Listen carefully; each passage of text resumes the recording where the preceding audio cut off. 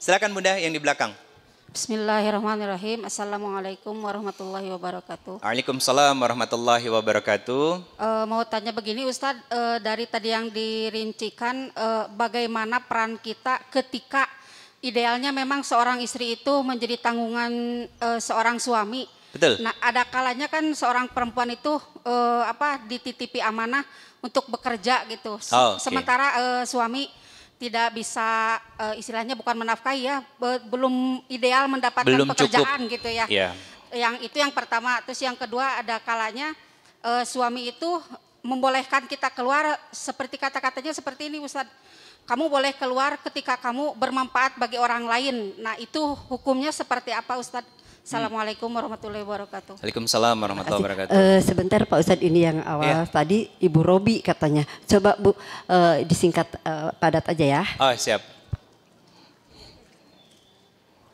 Izin bertanya Ustadz. Silakan Bunda. Kita sebagai seorang muslimah, bagaimana kita sebagai seorang muslimah menggali potensi diri kita tanpa menjauhkan agama dari kehidupan. Contoh kecil hari ini para perempuan ketika ingin bekerja dilarang pakai kerudung, harus pakai celana, tidak boleh pakai gamis dan lain-lain. Yang mana ini sebagian upaya kecil muslimah jauh dari agamanya. Iya. Terima kasih Ustadz. Ditutup dengan doa nanti ya Pak Ustadz. Siap. Ini pertanyaan dua hampir mirip. Pertanyaan yang pertama, suami boleh ngizinin keluar asal kamu punya manfaat buat orang lain. Bilang sama suaminya, suamiku, imamku, aku keluarkan untuk membantumu memenuhi kebutuhan di rumah. Artinya, semoga itu bisa menjadi manfaat dan Allah catat menjadi pahala untuk kita. Betul kan? Ada rizki yang kita dapat. Dan ini Khadijah memberikan kewenangan atas semua hartanya kepada suaminya. Siapa? Rasulullah Muhammad SAW. Kalaulah suaminya bisa memanage harta seperti Rasulullah. Jangan seperti kebanyakan laki-laki di daerah yang istrinya dilisingin ke luar negeri. Saya nyebutnya dilisingin ke luar negeri kan. Suruh kerja jadi TKW gitu kan. Setiap bulan ditransferin 5 juta, 10 juta ya kan. Ternyata di Indonesia suaminya kerjanya cuma tidur, makan, main. Bahasa Sundanya hardolin. Ya saya baru tahu juga dikasih tahu sama mama ini kemarin waktu diajak ke Jogja sama Solo. Ya kerjanya cuma hardolin gitu. Bahkan nggak mau meningkatkan keimanannya, amal solehnya dan lain sebagainya. Saya yakin itu pasti sedih. Tidak pada laki-laki yang seperti itu. Tapi kalau laki-lakinya bertanggung jawab, dia punya ilmu agama, ya kan, silahkan didukung dengan kebaikan yang kita miliki. Tapi pastikan, ya, pekerjaan yang kita lakukan, kalau bisa, itu dikerjakan di rumah. Jualan online, ya kan, banyak kan di rumah.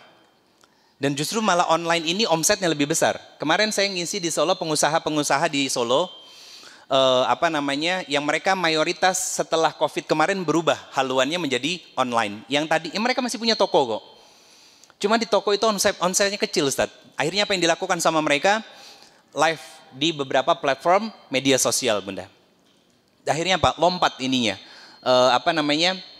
Omsetnya. Dilakukan bukan hanya suaminya seorang diri tapi berdua sama istrinya Bunda. Itu silakan. Ketentuan yang diberikan oleh Islam adalah jangan sampai saat kita membantu, niatnya membantu keuangan di dalam rumah tapi mengabaikan tugas utama menjadi seorang istri. Jangan sampai ya. Silakan dibantu. Banyak kok pilihannya. Jadi reseller, ya kan, bikin brand sendiri, ya kan, bikin produk sendiri dan lain sebagainya itu bisa Bunda, sangat bisa. Dan waktunya lebih banyak di rumah, ya kan, dan itu Masya Allah. Kemudian pertanyaan yang kedua, mirip-mirip ya. Saya hampir lupa. Ada yang bisa jelasin Bunda? Tadi apa? Bisa ulangin? Oh iya sudah. Yang bekerja tapi konsekuensi tidak pakai jilbab dan pakai pakaian ketat. Bunda, saya mau tanya nih, tolong jawab jujur. Bunda punya berlian, tiba-tiba ditukar dengan kuningan, mau nggak? Mau nggak? Kenapa? Nilainya beda. Terus kenapa? Nilai ketaatan sama Allah berupa pahala rela kita tukar dengan urusan dunia yang gak seberapa. Betul kan? Berapa sih gaji kita? UMR. Iya kan? UMR paling. Ada bonusnya sedikit. Yang ketika tanggal 1 diterima, tanggal 5 udah habis. Betulan terima kasih kan? Jadi kita terima kemudian dikasihin. Ngapain? Bayar cicilan. Bun, hidup gak punya cicilan itu adem bun. Nyaman. Nah saya hanya ingin mengoreksi itu aja. Emang kita punya berlian, tiba-tiba ditukar dengan kuningan. Kan gak mau kita. Lantas kenapa kita menukar pahala surga, pahala dan surganya Allah dengan dunia yang gak seberapa? Saya katakan begini bunda, mohon maaf, kalaulah kemuliaan orang Islam, orang yang beriman itu letaknya pada dunia, maka orang terkaya di Indonesia dan bahkan di dunia ini adalah orang Muslim. Saya mau tanya, orang terkaya di Indonesia dan di dunia orang Muslim bukan? Kafir bunda. Artinya apa? Allah itu tidak mengutamakan kemuliaan bagi orang-orang yang beriman. Maaf, Allah itu tidak mengutamakan penilaian kemuliaan pada orang-orang yang beriman berupa harta kekayaan. Bukan. Tapi pada apa? Kekayaan hati bunda. Di sini tempatnya. Kenapa kekayaan hati? Karena di dalam hati letak iman dan ketakwaan kita. Karena dia sadar bahwa dunia ini bahkan diperumpamakan sama Allah seperti apa? Sehelai sayap nyamuk, nggak ada nilainya sama sekali. Coba kumpulin sayap nyamuk bunda, dijual, laku nggak? Nggak laku, berarti nggak ada nilainya sama sekali. Tapi bukan berarti kita nggak butuh dunia, kita realistis, kita butuh uang karena segala sesuatunya harus dengan uang. Tapi bukan berarti dengan cara berlebihan. Sehingga apa? Menganggap bahwa dunia ini adalah pemberhentian terakhir kita. Bukan, ini terminal. Transit tok. Makanya di Quran surat kedua bunda, surat Al-Baqarah ayat 28. Allah mengatakan dengan kalimat, Kaifa ta'furuna billah. Kenapa kalian ingkar kepadaku? Padahal kalian sudah memiliki keyakinan bahwa kalian akan sungguh-sungguh taat kepadaku. Apa lanjutan ayatnya? Bahwa akulah yang sudah mematikan kalian, menghidupkan kalian, akan mematikan kalian dan nanti akan menghidupkan kalian kembali. Kenapa posisi yang terakhir itu hidup? Nggak ada kalimat mati lagi. Karena kehidupan inilah yang paling abadi. Kapan? Di akhirat nanti, apakah surga atau neraka? Kematian pertama sebelum ditiupkan ruh. Kehidupan pertama saat ruh usia kita 4 bulan ditiupkan oleh Allah Subhanahu wa taala bunda. Kematian yang selanjutnya, berarti kematian yang kedua. Kapan? Saat kita diwafatkan ajal oleh Allah dan kemudian dihidupkan lagi. Kapan? Saat hari pembangkitan dan tidak ada lagi kematian setelahnya. Kaifa ta'furuna billah. Bukankah kalian aku titipkan harta ini untuk kemaslahatan dan kebaikan, tapi kenapa harta ini menggelincirkan dan menenggelamkan kalian dalam kemaksiatan? Harta aku titipkan untuk kebaikan, tapi kalian nikmati dalam kemaksiatan, dalam kezoliman, dalam kekikiran, pelit, pedit, dan lain sebagainya bunda. Bahkan saya suka sedih bunda. Yang saya sedihnya apa? Dikasih harta nggak seberapa sama Allah, tapi flexingnya naudzubillah. Pamer. Kan itu ngeri bunda. Jadi saya berharap bunda yang punya anak, putra ataupun putri, jangan izinkan mereka untuk menukar akhirat dengan dunia. Karena saya adalah orang yang menukar dunia demi akhirat. Sebelum kita tutup ya. Saya adalah orang yang menukar kehidupan dunia untuk akhirat bunda. Karena saya sadar dulu dosa saya luar biasa banyak bunda. Bukan saya membuka aib ya. Saya pernah cerita, di sini sedikit. Kehidupan saya di tahun 2006, 2007, 2008, 2009, di bawah tahun 2010, saya anak band bunda. Walaupun saya nggak pernah ngerokok, saya nggak pernah minum minuman keras, ya kan? Saya nggak pernah pakai obat-obatan terlarang sampai detik ini. Saya nggak pernah bunda. Tapi kategori nakal saya yang lain. Nah, ketika saya hidup di dunia entertain, sebutnya lah seperti itu.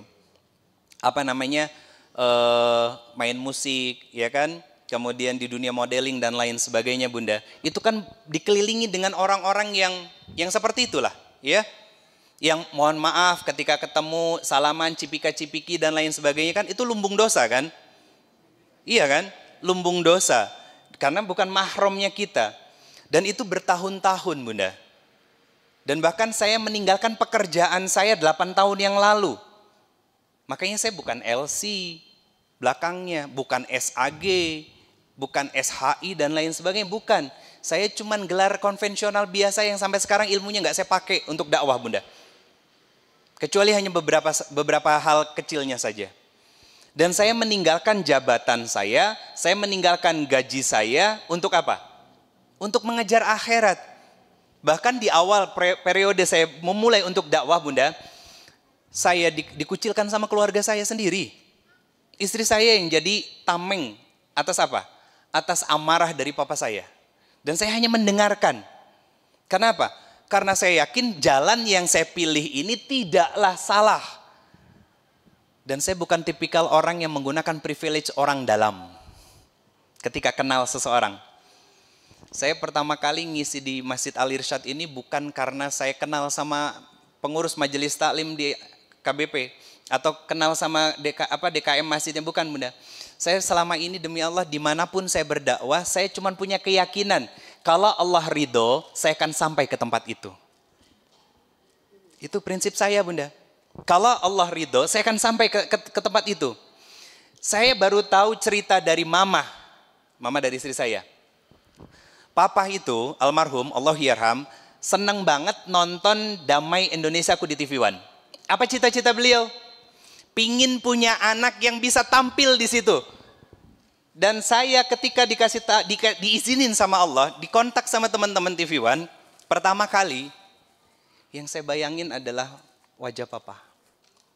Papa gak bisa melihat saya secara langsung, tapi saya yakin Papa merasakan aliran pahala dari apa yang saya lakukan. Saya meninggalkan dunia Bunda. Saya meninggalkan dunia untuk akhirat saya. Gitu. Dan apa yang terjadi sekarang dengan keluarga utama saya? Papa butuh 2 tahun saya untuk islah sama papa saya. Sampai pada satu waktu diundang sama salah satu pejabat di Lampung untuk acara Muharram. Saya minta papa datang, beliau datang. Ya kan? Selesai saya ngisi kajian, doa bersama, basah mata papa saya. Saya katakan saya duduk di bawah, selayaknya seorang anak. Papa duduk di kursi, saya pegang lututnya dan saya katakan, Pak, ini yang dilakukan sama anak papa selama ini. Pergi dari satu kota ke kota yang lain, hanya untuk apa? Bertemu dengan orang yang baru, ketemu keluarga baru, silaturahmi, ya kan? Semoga Allah ridho dan itu bisa menjadi pahala yang ngalir buat mama dan papa dan kita bisa kumpul lagi di surganya Allah. Itu yang saya katakan. Itu yang saya katakan. Saya katakan demi Allah, ayah saya, papa saya bukan orang yang dengan pendidikan tinggi. Saya nggak malu. Nggak lulus SD Bunda. Tapi saya bersyukur dengan caranya beliau mendidik, saya bisa seperti ini Bunda. Jadi jangan pernah menukar dunia, jangan pernah menukar akhirat hanya untuk dunia. Dunia itu sudah pasti Allah berikan. Rizki itu sudah pasti Allah berikan. Yang belum itu, dari rizki yang kita terima itu ada nilai keberkahannya atau tidak. Itu poinnya Bunda.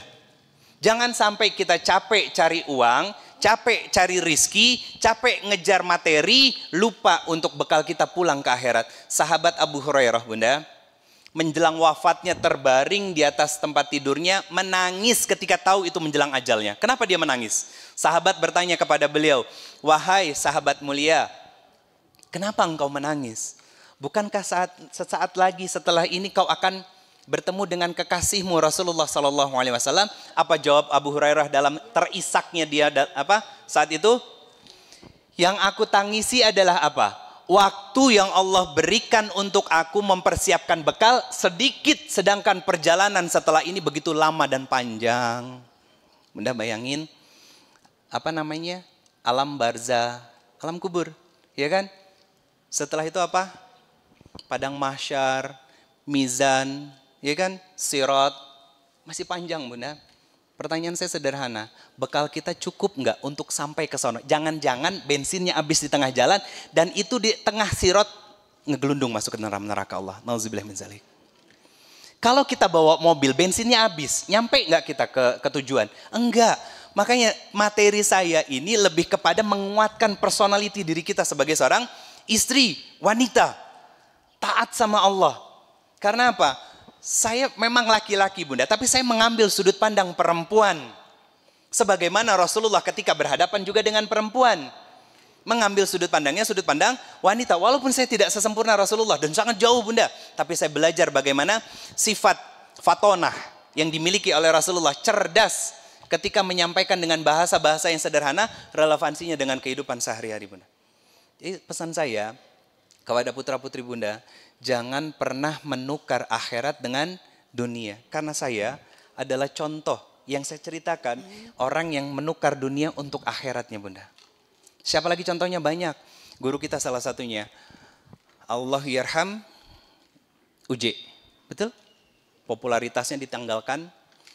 Ujung akhirnya disolatkan se-Indonesia. Betul kan? Saya menyaksikan dengan mata kepala saya sendiri, Istiqlal itu penuh menyolatkan beliau. Jadi Bunda, saya berharap kita bisa sungguh-sungguh untuk taat sama Allah Subhanahu wa taala, sehingga kita bisa menjadi wanita yang salihah, istri yang sungguh-sungguh taat kepada suami, ibu madrasah terbaik untuk anak-anak kita, yang kelak akan lahir anak-anak yang saleh dan saleha, yang juga akan mengalirkan pahala dan kebaikan untuk kita semuanya, dan kita pun berinteraksi secara sosial pun dengan kebaikan-kebaikan yang Allah ridhoi. Bunda semua yang dirahmati Allah, ayo kita sama-sama perbaiki posisi duduk kita.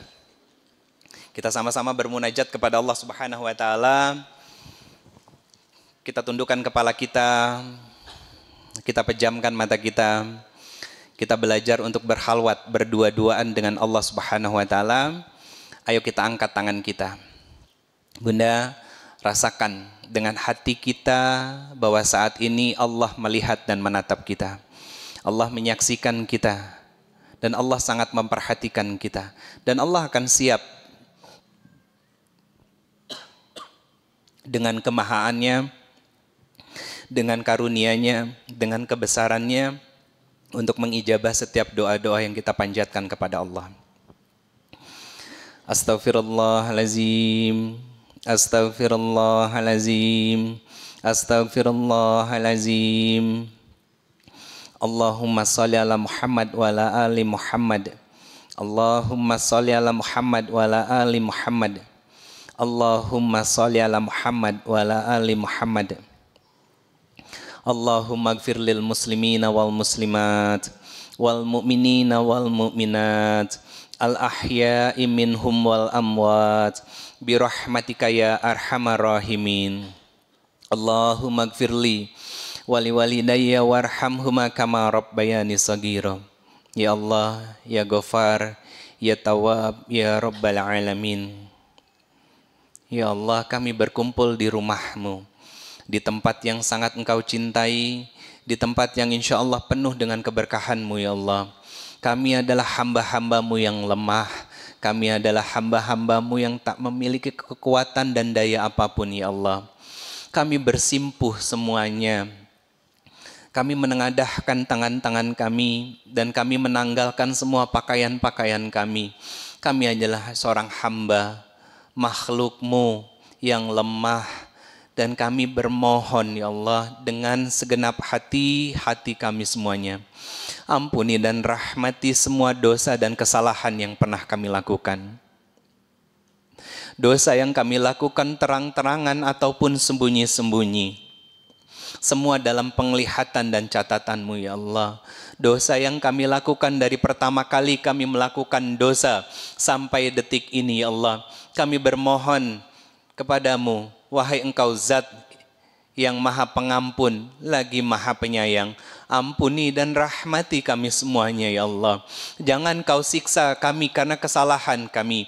Jangan Kau siksa kami karena ketidaktahuan dan kebodohan kami ya Allah. Rahmati kami semuanya, tanamkan di dalam jiwa-jiwa dan hati-hati kami semuanya ya Allah, tentang kenikmatan iman, kenikmatan beramal saleh, dan keistiqomahan dalam ketaatan dan kecintaan kepada Engkau dan Rasul-Mu ya Allah. Rabbana la tuzigh qulubana ba'dai hadaitana wa hab lana min ladunka rahmah innaka antal wahhab. Ya Allah, kami bersusah payah untuk mendapatkan manisnya iman ini ya Allah. Maka jangan pernah kau sobek dan kau cabut kenikmatan iman di dalam jiwa-jiwa kami semuanya ya Allah. Kami bermohon wafatkan kami semua yang hadir beserta keluarga-keluarga kami, guru-guru kami, sahabat-sahabat kami dan orang-orang yang kami cintai semuanya ya Allah. Husnul khatimah, dalam kondisi yang kau ridhoi ya Allah, dalam kondisi semua dosa telah kau ampuni dan setiap amal saleh yang kami ikhtiarkan kau terima ya Allah. Allahumma a'inna ala zikrika wa syukrika wa husni ibadatik. Ya Allah, ampuni dosa kedua orang tua kami yang telah wafat ya Allah. Sayangi mereka, rahmati mereka dan jadikan kuburnya raudhah min riyadil jannah, taman di antara taman-taman surgamu ya Allah.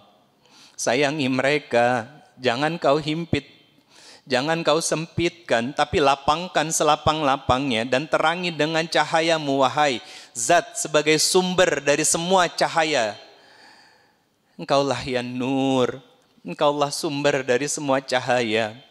Terangi kubur orang tua kami yang telah wafat ya Allah. Jangan biarkan hewan apapun menyentuh kulit-kulit mereka ya Allah. Jangan biarkan tanah menyempitkan tempat peristirahatan mereka ya Allah. Jangan kau hukum karena ketidaktahuan mereka. Jadikan kami anak-anak yang salih dan salihah. Anak-anak yang bisa terus menghadirkan pahala dan kebaikan untuk mereka di dalam kubur-kubur mereka ya Allah. Ya Allah ya Ghafar, ya Tawab, ya Afu, ya Rabbal Alamin, ya Mujibas Sa'ilin. Ampuni dosa dan dosa seluruhnya dari orang tua kami yang masih hidup ya Allah. Sayangi mereka, wajah mereka yang sudah semakin tua renta, sudah semakin melemah, tidak lagi segagah dan sekuat dahulu ya Allah. Rambutnya yang sudah semakin banyak putihnya dan kulitnya sudah semakin keriput ya Allah. Jangan kau cabut nikmat iman di dalam jiwa-jiwa mereka. Istiqomahkan mereka dalam ketaatan. Istiqomahkan mereka dalam amal salih. Istiqomahkan mereka dalam perbaikan dan kebaikan ya Allah. Ya Allah, sayangi mereka, cintai mereka. Wafatkan orang tua kami husnul khatimah. Wafatkan orang tua kami husnul khatimah. Wafatkan orang tua kami husnul khatimah ya Allah. Dan jadikanlah kami perwujudan dari doa-doa dan harapan mereka tentang anak-anak yang salih dan salihah ya Allah. Anak-anak yang bisa terus-menerus menghadirkan pahala dan kebaikan untuk mereka. Anak-anak yang bisa terus-menerus menghadirkan cahaya-cahaya kebaikan untuk mereka ya Allah. Dan kumpulkan kembali kami semua yang hadir di sini bersama dengan keluarga-keluarga kami, orang tua kami, anak cucu keturunan kami, guru-guru kami, sahabat-sahabat kami, teman-teman kami ya Allah. Orang-orang yang kami cintai dan sayangi berkumpul kembali di dalam surgamu ya Allah. Bersama dengan Nabi-Mu Muhammad Rasulullah sallallahu alaihi wasallam. Ya Allah, Allahumma inna nas'aluka ridhaka wal jannah wa na'udzubika min saqatika wan nar. Allahumma afuwun karim tuhibbul afwa fa'fu 'anna ya karim. Ya Allah, jaga dan lindungi saudara-saudara kami di Gaza. Menangkan mereka, bangkitkan kaum muslimin ya Allah. Agar kami tidaklah menjadi tamu di bumimu ini ya Allah. Agar kami tidak terus dikungkung oleh kezoliman, sekularisme, liberalisme ya Allah. Ya Allah, hadirkan pemimpin-pemimpin di negeri kami ini, pemimpin yang takut kepada Engkau ya Allah. Pemimpin yang mencintai rakyatnya dan rakyatnya mencintai Engkau ya Allah. Dan rakyatnya pun mencintai beliau sebagai pemimpin kami ya Allah. Ya Allah, menangkan Islam. Ya Allah, muliakan Islam. Ya Allah, tinggikan Islam. Ya Allah, jaga saudara-saudara kami, kaum muslimin yang sedang terjajah, yang sedang terzolimi di belahan bumi manapun ya Allah. Ya Allah, sungguh janjimu nyata bahwa kemenangan Islam itu akan datang. Maka izinkan kami, anak cucu keturunan kami menjadi bagian dari kemenangan Islam tersebut ya Allah. Rabbana hablana min azwazina wa zuriyatina qurrata a'yun waj'alna lil muttaqina imama. Ya Allah, kami sadar bahwa kami bukanlah suami-suami yang bisa menghadirkan keteladanan di dalam rumah-rumah kami ya Allah. Tapi kami bermohon dalam kelemahan diri kami dan keterbatasan ilmu kami, dan bahkan kami masih sering malas ya Allah. Kami bermohon, tolong ya Allah jadikan kami sebagai suami qawwamah, suami yang takut kepada Engkau, suami yang mencintai Engkau dan Rasul-Mu, suami yang bisa menjadi teladan kebaikan dan ketaatan kepada Engkau dan Rasul-Mu ya Allah.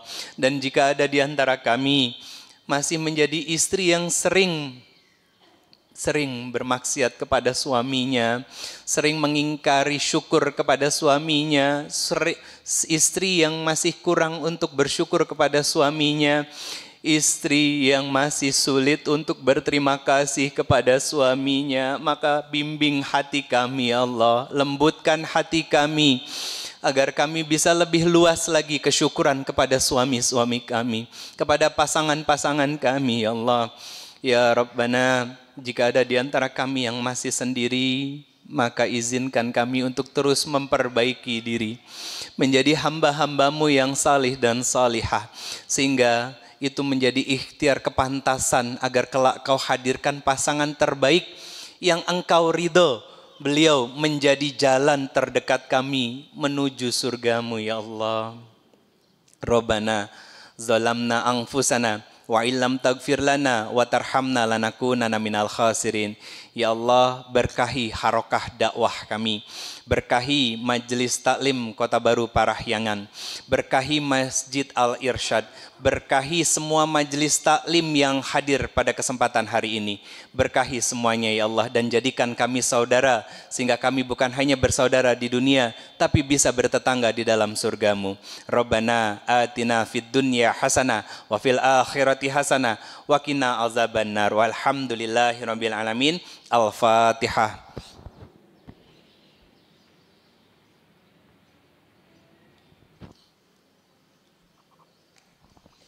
Amin ya rabbal alamin. Jazakumullah khairan katsir. Bunda semua yang dirahmati Allah, saya mohon izin, mohon pamit. Kita tutup sama-sama mengucapkan hamdalah, istighfar dan doa kafaratul majelis. Alhamdulillahirabbil alamin.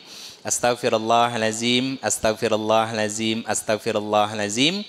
Subhanakallahumma wa bihamdika asyhadu an la ilaha illa anta astaghfiruka wa atubu ilaik. Saya mohon maaf lahir dan batin Bunda. Insyaallah Allah panjangkan usia kita. Bunda semua juga bisa berkumpul dan selalu berkumpul di masjid ini atau di majelis-majelis yang lain untuk menggapai rahmat dan ridhonya Allah Subhanahu wa taala dengan menikmati setiap sajian dan hidangan yang ada di majelis ilmu. Semoga bisa jumpa insyaallah di bulan depan. Kalau tidak ada halangan, insyaallah. Jazakumullah khairan katsir. Salam untuk keluarga di rumah. Mohon maaf lahir dan batin. Hadanallahu wa iyyakum ajmain. Assalamualaikum warahmatullahi wabarakatuh. Waalaikumsalam warahmatullahi wabarakatuh.